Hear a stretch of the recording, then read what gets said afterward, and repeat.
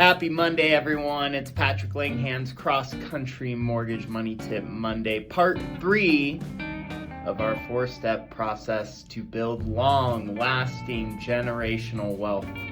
Before I get into part 3, please check out my Smart Homebuyer Class.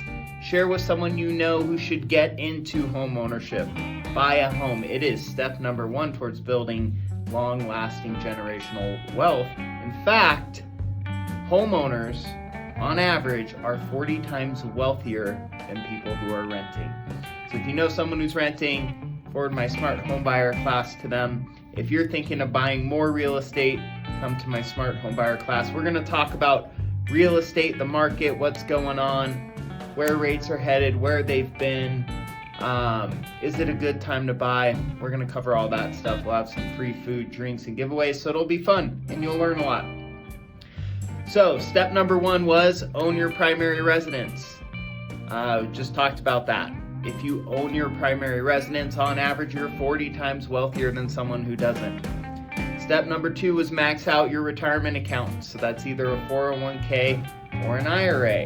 If you have a 401k with a match, where your employer's matching what you put into it, that's a pretty dang good investment. That's like free money. So make sure you're utilizing that or taking advantage of that if you do have an employer that is matching your contributions. If you don't have an employer that's matching your contributions, you can set up an IRA. An IRA is a retirement account.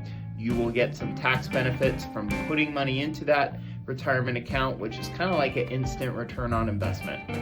So if you don't have 401k, do IRA. Number 3, if you still have money left over that you want to save, would be to invest in a mutual fund. So a mutual fund is a one stock, essentially, that is made up of a lot of stocks. So you buy one investment, but in that investment is a lot of stocks. So my favorite is the S&P 500. It is the top 500 companies in the United States. So if you buy one unit or one share of the S&P 500, you're actually buying 500 of the top companies in the United States. So you own Apple and Costco and Home Depot and Tesla. So you get a good mix of all the good companies in the United States. It's a good, safe investment. If you are going to invest, you want to invest same time every single month, regardless of what the stock market is doing. You don't want to buy on the highs and sell on the lows, which is kind of a problem that it's a trap that people fall into, because when everybody's excited about the stock market, you're on a high, right? So lots of people think, ooh, I should get in on this. So they start buying on a high.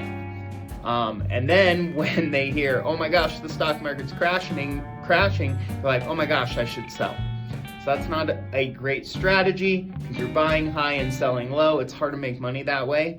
So the best way to do it is just buy at the same time each month. So if you get paid, on the first of the month, you buy whatever you have left over after paying your bills, buy some stock, buy some S&P 500. You don't really want to think about what is it doing. You don't want to try and time the market.